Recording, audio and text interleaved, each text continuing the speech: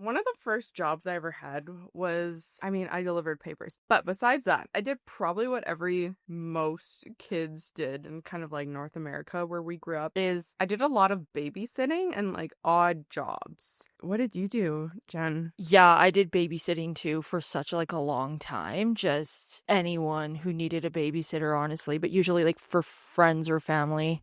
You're out there being like, babysitting over here. Yeah. Yeah. At any point, like, what do you think was the strangest thing that happened when you were babysitting? There was this one time where I was babysitting this child and she wanted to have a bath and she was my cousin. So, of course, nothing's weird there. But when she was having a bath, around the water, she was like, it's all blood. And I was like, what? This is like a 4-year-old. What do you mean the water's blood? And I was like, what the fuck? Yeah, that was probably the weirdest because I was like, that's kind of scary. Yeah, I don't know if you've ever seen Watership Down or like read the book. Yes. There's this scene where one of the rabbits is saying like, "Oh, the hills are flooding with blood." Dude, that book has haunted me for years. The bunnies went through something nobody should. Yeah. It's funny enough we're talking about this because my brother, well, I'm like a decade older than him. So I grew up changing his diapers and watching him and listening on the baby monitor. And I remember there was this one time I was downstairs watching anime like the typical nerd I was, when on like the microphone, all I could hear was like, I'm like, okay. Oh my god. And I kept hearing it. And so I went upstairs and he was drowning in his own spit. Dude, holy Face shit. down, ass up. So yeah, and I saved my brother from drowning that day. That's actually really crazy. Yeah. So lots of families all over the world understandably use like baby monitors and ways to monitor their child in the other room, especially at night. And it's possible to like tune into these signals. I mean, if you're using an older setup, I don't know exactly how you would do it. Like they can hack into it, like the network kind of thing. Well, no, it's like a frequency that you could actually just like dial into. Oh, that's crazy. Yeah. And it's funny enough because in the Czech Republic, and this is almost like the scene out of a movie. So this guy, he's trying to tune into his favorite sports shows without having to pay for the subscription. And I get it. Hustle where you gotta hustle. It gets a little expensive, all these subscriptions. So he's trying to tune in and he finds what he thinks should be the station off of Reddit. And so he's tuning in and all of a sudden it's not, what's his name? The big basketball player. Shaq? Oh, yeah. Shaq? Yeah, Shaq. Shaq versus shit, what's the other basketball player? Shaq versus Michael Jordan. It's the playoff of the century. I don't know if honestly, I don't know teams, so I'm just making stuff up. But instead of seeing those two men facing off, what he sees is a child. Okay, it's really weird because it's this little boy who is naked and he's like, understandably, okay, I need to turn this off. FBI is about to break down my door. But he keeps watching because something just seems very weird. He's confined and like bound. So like his wrists are bound together, his legs are bound together, and he's naked and very kind of thin. It looked like he was in like a super small space, like a cupboard or a cellar. Initially, he thought like, this can't be real. This has to be like a weird channel I happen to have found. But it seems almost too real. Have you seen the movie Blair Witch Project? Yes. Exactly. So it seems real like that. So he keeps watching and all of a sudden this is where it gets a little weird because he starts eating his own skin. Oh. Soon enough, this whole intrusion into this baby monitor will reveal a shocking case of child abuse and a secret connection to a religious cult. This unexpected glimpse into this cottage of hell would later kind of expose an entire family and religious sect that shows how behind closed doors, you never really know what's happening.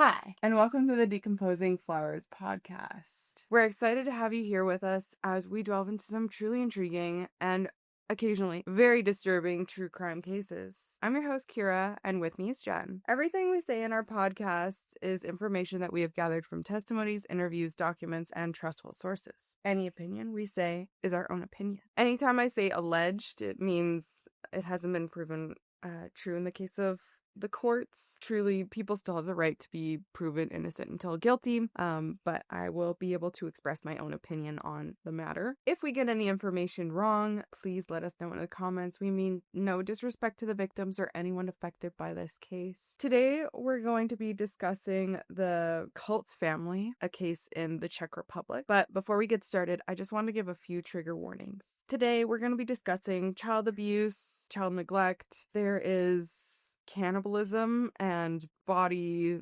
hurt on a child. If any of that is upsetting or you feel unsafe to listen, please take care of yourself, go grab a snack, go out for a walk, and we'll see you in the next episode. With that being said, let's get started.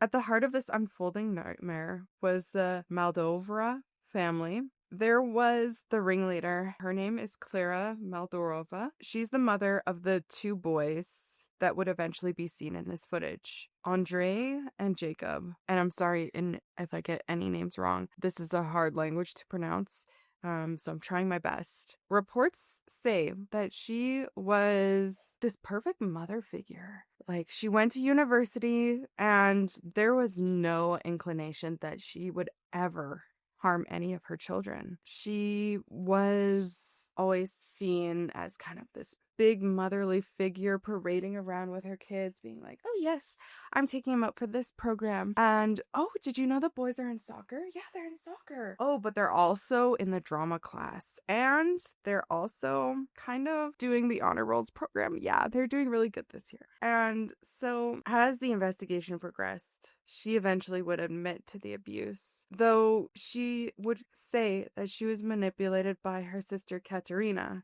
and another figure in this whole case named Barbora. And so this thing just gets deeper and deeper because it's basically this whole thing where everyone is pointing fingers at the other person, being like, well, no, she convinced me to do it. No, I was convinced to do it by her, and so on and so forth. So Klara confessed to the violence that began in July of 2006. She said that it was driven by her desire to show children to be obedient and show respect to a girl named Anika, who Klara intended to adopt. And there's a lot of people in today's case, so I'm sorry. I'm going to be name dropping a lot of people, but I'm going to put up a chart here kind of explaining who's related to who and what's all going on. As we continue, Katrina, who was Klara's sister, remember the mom. So she's the aunt of Andre and Jacob. She was also revealed to be deeply implicated into the abuse. Like her sister, Katrina was also described as this super well-educated woman, and she even worked professionally in a children's home. This made her background in her alleged role in the horrific events all the more unsettling, as authorities eventually identified Katrina as the instigator of the abuse, highlighting the extremely disturbing reality that individuals in positions of care and trust can be capable of extreme cruelty. Let's get into the boys a little bit. The boys who appeared on the images on that fateful night. Andre and Jacob. They're approximately aged 7 and 9 at the time of the crime. And some sources even say they were 8 or 10, but irregardless, it doesn't matter. They were way too young. Not that anyone should ever experience this kind of abuse. At the time the abuse was discovered, they endured unimaginable suffering. Andre was originally the boy seen on the baby monitor, the boy who was naked, bound, and stuck in a cupboard. As the investigation unfolded, the full extent of the physical and psychological torture they endured became apparent, which painted a grim picture of their daily lives in the Mauerova household. This thing sounds like it's straight out of a movie. I'm not gonna lie to you, because there's so many people involved and there's so many ways that these boys were continually let down by the system and the people around them that were like supposed to be, I don't know, taking care of them. It's funny enough, we're recording this on Mother's Day, so I feel so bad. Oh, Yeah, even goes harder.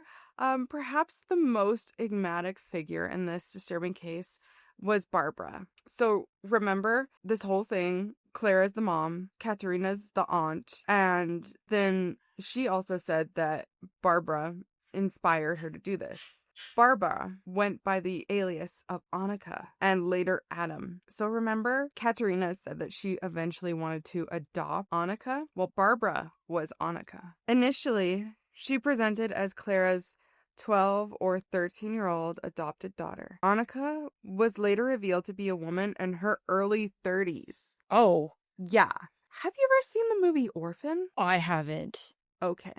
Well, basically, the whole premise of the movie Orphan is they adopt an orphan. Shocker. But so they adopt this orphan into their life and they have, I don't know, like 1 or 2 kids and they're just like chilling, enjoying their life, get along great as a family. Sure. Obviously, it's a horror film, so things are going to get derailed. So that all starts when this child, all of a sudden, that they've adopted, becomes a serial killer. And so she's like out killing people on the street. And like she kills one of the kids and then the mom and then another kid. And then it's all inspired because she just wants to get with the dad. I don't know. Freaking weird movie. And it's revealed at the end of the movie that she's actually this something like 40-year-old woman. But she has like a syndrome where she's just like tiny. Oh, interesting. So with all this being said, this just adds to the bizarre nature of this case that we're talking about. Barbara, or Anika, disappeared after the initial discovery of the abuse and subsequently resurfaced in Norway, who was then masquerading as a 13-year-old boy named Adam. She was eventually apprehended and convicted for her role in the severe abuse upon the 2 boys. That's crazy. I know, right? Like, just like that alone is just crazy. Yeah. So, if this wasn't confusing enough, further complicating the picture, Barbara's father, Joseph Serklava, was suspected of founding a breakaway cult and being a shadowy figure known only as the Doctor. This seemingly normal facade of all these people in today's case reveals a deeply disturbing reality and highlighting how a cult can warp perceptions and lead to unimaginable acts of cruelty. So as the investigation continued on, it painted a horrifying picture of the physical abuse Andre and Jacob had during the confines of their own home. The physical torture they suffered was extensive and brutal. The boys were routinely locked away in a broom cupboard, left naked with their hands tied. Their tormentors subject them to not only beatings, which was awful, but also cigarette burns, and they were whipped with belts. There were even accounts of them attempting to drown these children. The cruelty extended to forcing them to inflict harm upon themselves with knives. The boys were sometimes confined to cages or handcuffed to furniture, forced to live their life in their own waste for days on end. Andre himself testified to being held in a cage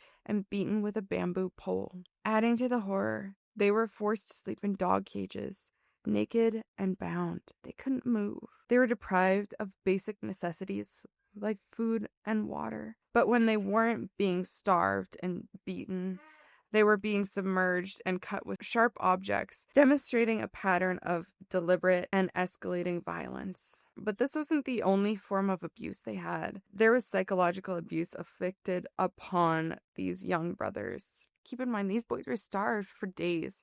And so when they were fed, sometimes they were fed too much or they would eat too fast.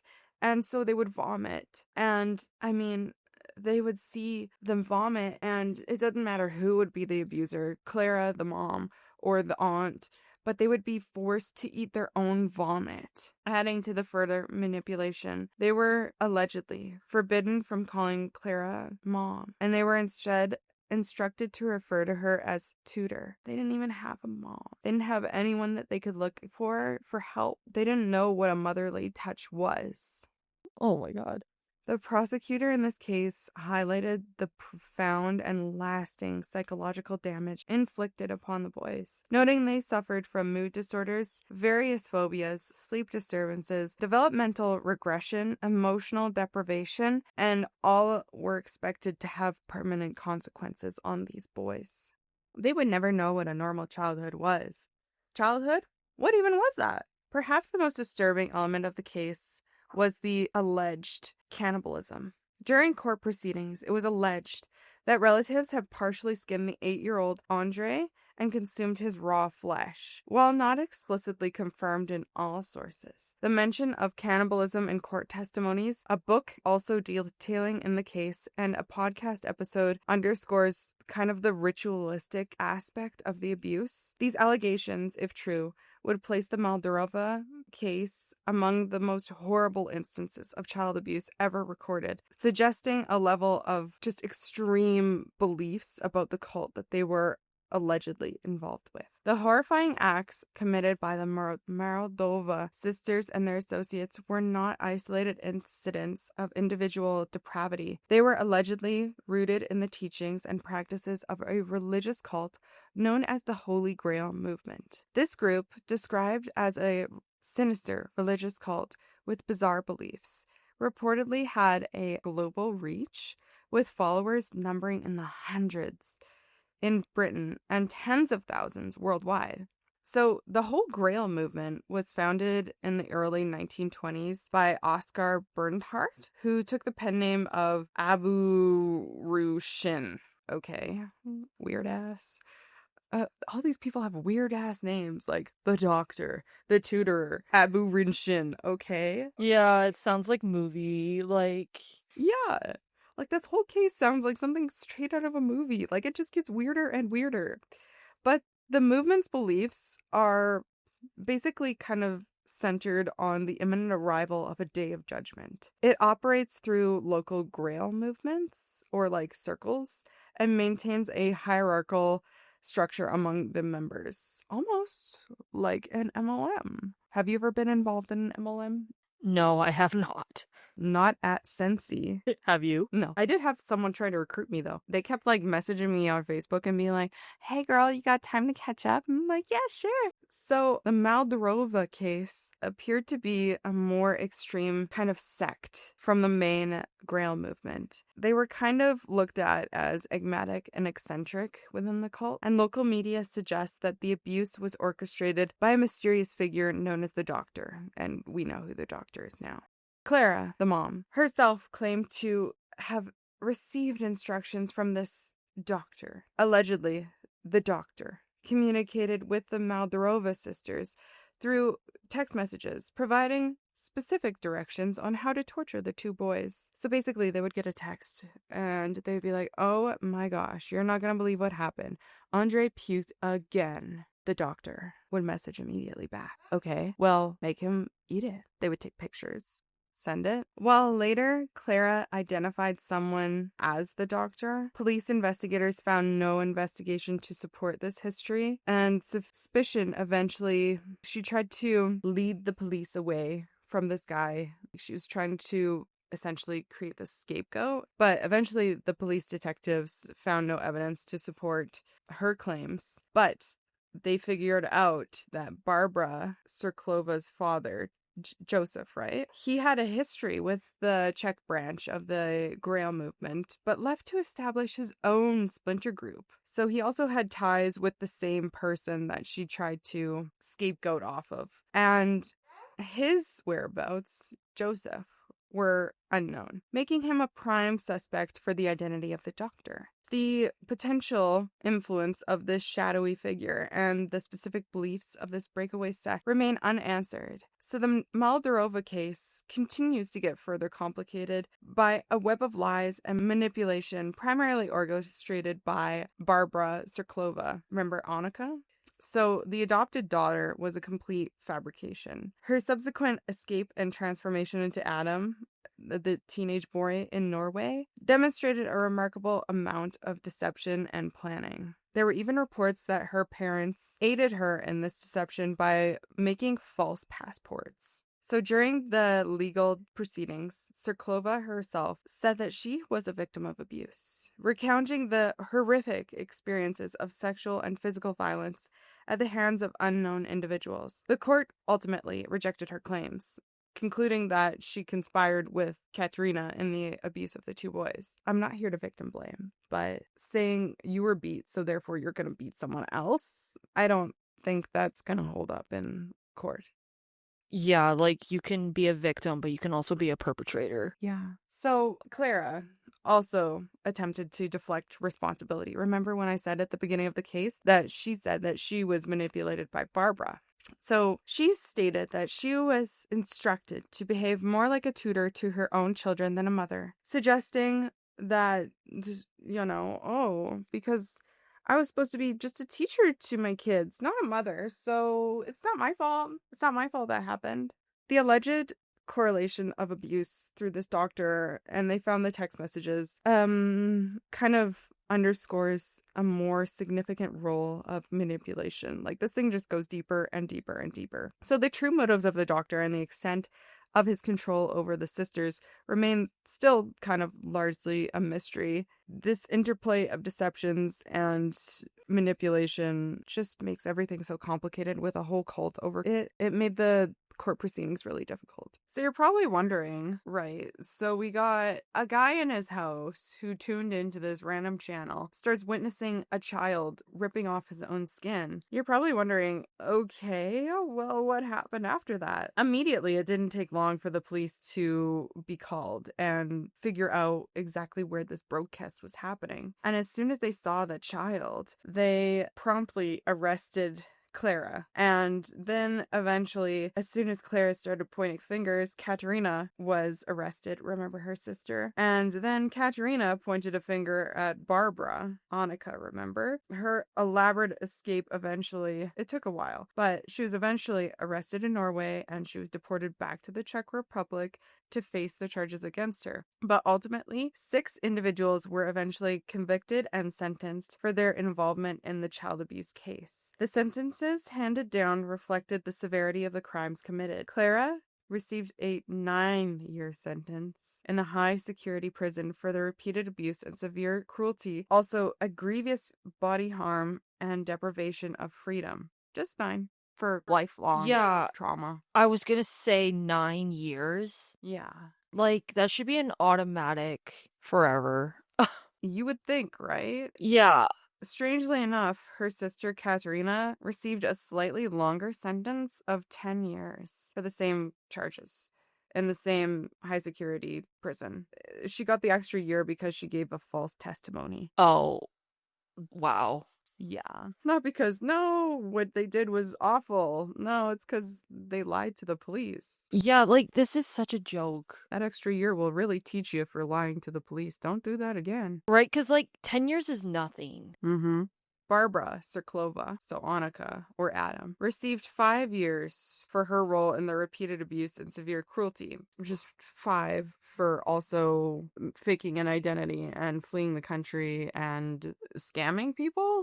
Just 5. Additionally, 3 other individuals would be convicted as well. So Hansa Baslova, John Surklova, which is Barbara's brother, and Jan Turek also received prison sentences for their involvement of the abuse. So as the legal proceedings involved multiple trials and complex testimonies, Barbora, who at the trial, they were specifically kind of talking about her deception at the children's home where she was acquitted. So even though she was a 30-year-old woman, she was acquitted for the crime of pretending to be a 14 or 13-year-old child. Like, that doesn't even make sense why. Mm-hmm.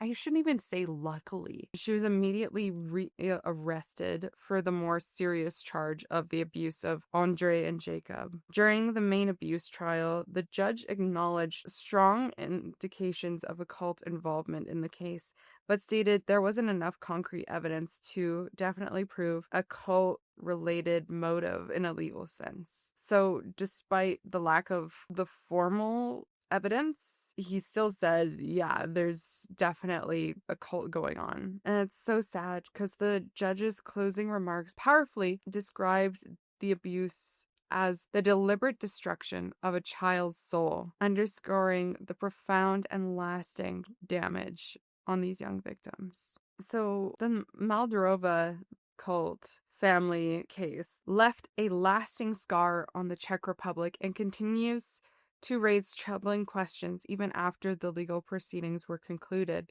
Following their rescue, Andre and Jacob were taken into protective custody where they were physically safe, but the psychological trauma they endured is still lasting. Their long-term well-being remains a significant concern, highlighting the profound and enduring impact of their severe child abuse. Despite the multiple convictions, there's still so many mysteries about this case.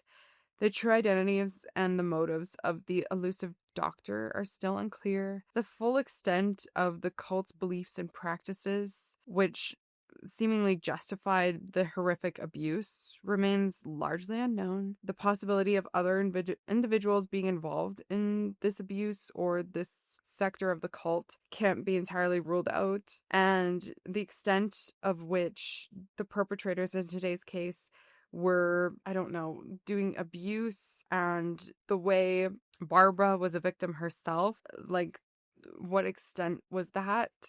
I don't know. There's a lot of mysteries. There's a debate, speculation, everything going on in this case. The story of the Mauerova cult family reminds us that there's always the potential for extreme cruelty when cult ideology, manipulation, and personal kind of motives intertwine. It's so crazy that the accidental discovery of this abuse through a baby monitor could have gone unnoticed, and it would have just continued. The systematic torture and the cannibalism of these two young boys would have continued. So while the key perpetrators were brought to justice, there's still potential perpetrators out there, and even for our perpetrators that went to jail 10 years, they're going to be free next year. Klara could already be free. Yeah, 10 years. This occurred in 2007. They're free. And they're just out there. And like, that's what's scary, because they could be doing this again. Or besides, if they're not, like, just the idea that they're free could be mentally tormenting the boys. Yeah, their tutor and aunt are out there, and yeah, who's to say they're not going to track them down, or that the cult's not going to come for them, right? I don't know. This whole case just reminds me that we should really be focusing on protecting the vulnerable individuals of, like, our society, and that you never really know what's happening behind someone's doors. That's where we're at in today's case. Let us know your thoughts and opinions in the comments down below. Thank you so much for listening. And again, we meant no harm to the victims involved. If you have any cases you would like us to check out, let us know in our Google form, and we'll see you in the next episode. Bye.